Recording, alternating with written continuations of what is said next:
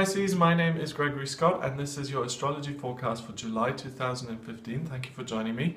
It's a real pleasure to be with you this month, and I'm going to have an in-depth look at your astrology. So I'm not going to draw a tarot card.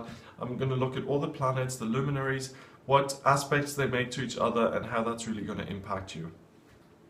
So the first thing I want to have a look at for July is a T-square that occurs in your chart between your moon in Capricorn in the 11th, your Mars and your Sun in Cancer in your 5th, and then your north node of the moon in Libra in the 8th house. Okay, so there's really going to be a tendency to realize your hopes and dreams in your romantic life, and the way to do that is by building bridges, by connecting with people, by getting out there, by socializing, and by really being a people person. That's really important to you, and that's really important to get to where you want to go, because I think you're very interested in other people at the beginning of July, and I really feel like you want to be romantic and you want to connect with someone in an intense, emotional, but also practical level. At the same time, the ascendant, your ascendant is in Virgo in your 7th house.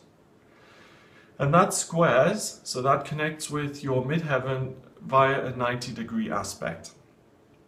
The midheaven is in Gemini in your 4th house, and it conjuncts Mercury, which is the planet of communication. So you really see yourself as someone who's very communicative, who's very open, and who's ready for action, who's ready to connect with other people in a really positive, harmonious way. So there's no shyness, there's no kind of lack of self-confidence. You're ready to go and you're ready to meet people, I think. Mercury sextiles Uranus from the 30th of June until the 4th of July. And Mercury is that communication planet, that planet of communication. I said that the wrong way around.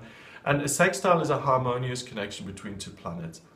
Uranus is in your 2nd house of practical matters like money and, well, not communication so much, but money, practical things like houses, cars, the body. And Uranus brings a real sense of unpredictability to that. So by taking unprecedented or unpredictable practical action, you can communicate with people in a way that you want, and you can create that kind of luck factor that you want to achieve. So if you've never gone on an online dating website, now's the time. If you've never gone to a singles meetup, now's the time. If you're in a relationship and you've never really been honest with your partner about how you feel, and you wouldn't have ever considered being that open, now's the time. The full moon occurs on the 2nd of July, and the full moon is in Capricorn in your 11th house of hopes and dreams in Capricorn. Not only that, but Pluto conjuncts this full moon, and it means it's a kind of rebirthing full moon, and it's bringing things that are long lost and have been discarded a long time ago, and kind of gives them new life. And this is about bringing new life into your hopes and dreams, especially in regard to your romantic relationships.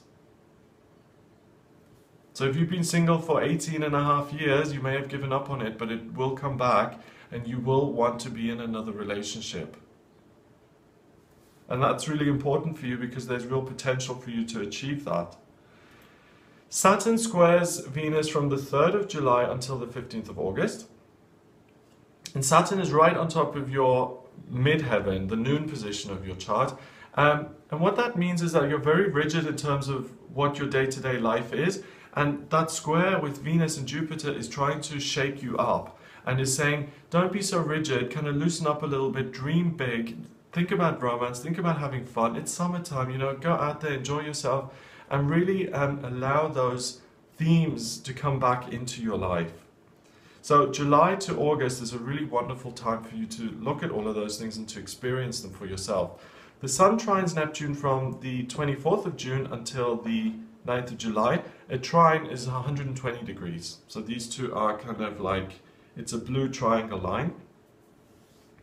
And again, you have a dream of what you would be like in a relationship, and also you have a dream of what a relationship could be like with you in it. Continue to dream that dream because it will help you to manifest a relationship. And I actually think you could, that's the real focus here for you. The more you work on it, I think you can make this happen this month. by getting out there and by meeting people, as far as I see so far, Pisces, you have the most romantic kind of placement of all of the signs this month. Mercury moves into Cancer on the 9th of July. And again, that enters your sector of romance and relationships. So not only you're actively working on finding romance and love, but you're quite driven to find it. I think you're working very hard at it, and I think you can also communicate in a really open, emotional way. And I think you can draw people to you. Just don't get too heavy about it. Just don't, tell them your whole life story in the first 5 minutes that you meet them. But you're willing to engage with people emotionally, and that's wonderful. Another T-square occurs in your chart on the 11th of July. And that's between the Saturn on top of your chart and the Moon in your third. So it's about finding new ways of communicating and being light-hearted and having fun with it and telling jokes and not taking things so seriously and just working on being light-hearted and getting out there and just doing things not because they're meaningful but just because they're fun. I don't think we do that enough. I think everything these days has to be so, I'm generalizing here, but a lot of people think everything has to be so meaningful and important, but sometimes it's meaningful and it's important to do something that has no greater meaning apart from it being fun. Because we are spiritual beings, we don't always want to be working towards something. We want to just sometimes experience positive things too. Mars has been in conjunction with the Sun since the beginning of June, and that conjunction ends on the 12th of July. So you're not going to be so driven to find a romantic relationship. You will kind of ease off on that a little bit. And the opposition between Pluto and the Sun, which has been there since the 27th of June, that comes to an end on the 14th of July. So it's also not so much about realizing your hopes and dreams in that sector so much after those dates. So I think the beginning of the month is the real time to take action, to get really fiery and passionate about it, and to listen to your feelings and to honor those by looking for love. And if you're in a relationship, looking to rekindle love or to have more love between the two of you. It's really going to be something that's important to you and that you're going to feel very strongly. Venus and Jupiter are conjunct for a long time here. They're conjunct in your 6th house in Leo between the 17th of June through until the 13th of August, which means you're going to be working at bringing luck and love into your life, and you're going to be using your own power, so your own creative energy, your own passion, your own physical features. You're going to be using everything that you can use to kind of bring that into your life, and that's good because you're using everything at your disposal.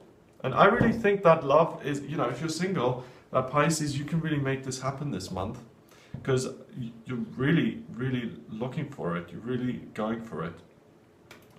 The new moon occurs in your 5th house on the 16th of July, and the new moon is a period of setting intentions and planting seeds for growth. Again, it has to do with romance and love, and also looking forward in terms of what you want to achieve in terms of your family life. Do you want to be married? Do you want to have children? Do you want true romance in your life? What is it that you want to achieve in this sector? Get clear on that, plant those seeds of intention and watch it manifest in future. Your Uranus is in your 2nd house, and Uranus is in Aries, and that will give you some really good and unusual ideas in terms of how to create wealth in your life in July. So it's going to be ticking away there. I think it's going to be there for quite a long time. But it's going to be ticking away and giving you all of these new ideas. It starts to square Mars, though, between the 16th of July until the 2nd of August. And what this really does is it doesn't so much apply its ideas just to the financial and practical sides of life. It also allows you to take practical action and gives you ideas on how to find romance in your life. So everything is pointing toward that at the moment. Everything is kind of building towards bringing that love into your life, even old man Uranus, which is good. Venus goes into Virgo on the 19th of July. And that's not necessarily a good thing, because Venus is about love and Virgo is about details and criticizing. A lot of the signs are impacted quite negatively by this, but for you it's mitigated a little bit because it's in the 7th house of relationships. So you're not going to be as critical and nitpicky as some of the other signs of the zodiac are. And I think what this means for you specifically is that you're going to be comfortable with love on a practical level. So what that means is you're going to be comfortable in the presence of other people. I think you're going to be with someone who you feel very physically compatible with. And I think it's a great time to enjoy the physical aspects of romance. You know, it's summertime. You know, when you meet someone and you fall in love and you can just like hold hands and kiss and stuff, it's great. And I think that's the kind of thing you're going to feel comfortable with. And the critical side of Virgo is going to be replaced by the practical, healthy kind of aspect of Virgo, which is very pragmatic and a very positive side of Virgo, really. So yeah, I really think that for you, the best side of the Virgo sign is brought out by the Venus placement, and you can really look forward to this and really enjoy this. Another T-square, so this is a month of T-squares really, occurs on the 19th of July and stays there until the 29th. And this brings up the desire again, or the other hopes and dreams that you've long given up on, especially in terms of your romantic life, and that makes you feel like you can achieve them. So what that says to me is that you will have had experiences now in July that will give you the evidence that this is a possibility for you and that you can achieve your dreams. Your North Node is in Libra. It's part of your life purpose to be in a relationship, Pisces.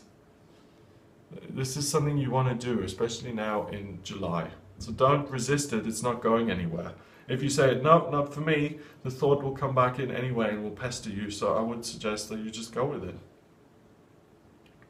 Mercury then goes into Leo on the 24th of July, and that's in your 6th house. It's next to your Sun, and this is when Mercury is so close to the Sun that it's almost getting burned, okay? And it's in Leo as well, so it's fire. So what this does is, I think you'd really get incensed and almost enraged about something that's happening in your working life and that isn't really going the way you want, and that will make you consider changing your job. Something about the way they do business is really going to get on your nerves, and you're going to say, well, that really irritates me. I don't necessarily think that you are going to change your job, but I think you will have a disagreement in terms of the way things are done in that level. On the next day, there's a grand trine in water, and that's between your Chiron in your 1st, midheaven in your 5th, and your moon in your 9th house. Emotionally, what I think is you'll have a way of, you'll bounce back from the upset of yesterday. I think you'll, again, find a way of making things work, and I think it's going to be an overreaction. I think on the 24th, you're going to be particularly sensitive with that Mercury near the Sun there, and I think the next day you just calm down again. So something may happen that is upsetting on the 24th, but I think you overreact a little bit. So on the 24th, just go into that day and just think, you know, I'm going to keep my head here. There may be something that's not particularly upsetting, but I may take it as quite bad. But you get over that really quickly, and by the next day, you're back to normal and you're okay. And I don't think there are going to be any alterations in your working life. Virgo goes retrograde on the 25th of July. And when, you know, all the personal planets retrograde. So Mercury retrogrades, and that's the most famous one. I think most people know about Mercury retrograde. But Venus retrogrades too, and so does Mars. And this Venus retrograde is from the 25th of July through until the 8th of September. And when Venus retrogrades, it's a time to reevaluate, and it's a time to reassess what it is you love. So, you know, if you're in a relationship, it'll make you kind of step back a bit and say, oh, okay, well, this is how he is, and this is how, is that really something that's working for me? So it's not particularly loving, it's more critical. Do you see what I mean? And again, it's in Virgo, which heightens that. You have been kind of exempt from this really critical side of things so far this month. But now, I think with the retrograde, I think you start to feel that a little bit as well. Is this something that's going to work for me? And you can almost see the kind of Virgo, her lips get thin and she kind of evaluates everything. And I wouldn't particularly take this too seriously, because what I think this will do for you is it will allow you to experience lots of different romantic emotional situations without getting too tied into any one person. And for you Pisces, if you are in a relationship already, it will allow you to look at someone's different assets and flaws without getting too hung up on any one of them. So you're the sign that really keeps it moving this month and really doesn't delve too deeply into these negative kind of things. So yeah, so the Virgo is retrograde until the 8th of September, my birthday. So my address is, I'm joking. You're not particularly impacted by that.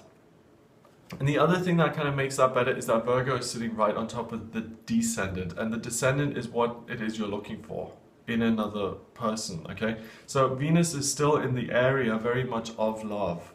So even though the Virgo kind of retrograde is happening, it's not something that's particularly going to make you particularly grumpy or critical, whereas other signs it has done that. Now, finally, this month ends with a full moon that occurs on the 31st of July. And there has already been a full moon this month. On the 2nd of July, there was a full moon in Capricorn. And usually in a month, we only have one full moon. And the full moon is a period of blossoming, of culmination, and things coming to fruition. And it's a strong energy. Once in a blue moon is a phrase that has been created because of this, because if there are two moons in a month, the second one is called a blue moon. And it hardly ever happens, which is what that phrase means. Once in a blue moon means it's very rare. And just to give you an idea of how rare, the next time this happens is in January 2018. So this second full moon happens on the 31st, it's in Aquarius and it's in your 12th house. And what that means for you, Pisces, is that you're going to have a spiritual understanding, an understanding of other people, a real holistic humanitarian outlook, and you're going to experience a real kind of feeling of love and connection with humanity and with the universe. I think the 31st for you is a great time to really just spend time with friends, or being out in public or at a party or something like that, where you just kind of can feel that, you know, that heady feeling of just like loving the people around you. That's what this is going to do for you. It's really going to light you up with a real appreciation for the universe you inhabit.